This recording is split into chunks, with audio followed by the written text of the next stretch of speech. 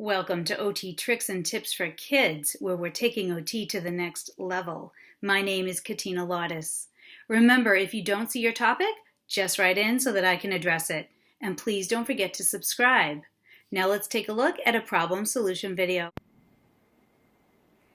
This strategy is for kids that seek a lot of sensory input. This is an arm bike. You can also, of course, use it for the feet, but the idea is that you can channel a lot of sensory seeking input by using an arm bike. I'll post a direct link on otkidsmass.com so you can look at the product and its reviews, but you can add this to your sensory diet. You can time a child for 5 minutes, 10 minutes, use it as a break in between homework, or simply to help your child wind down before bedtime, or maybe even settle down before supper time.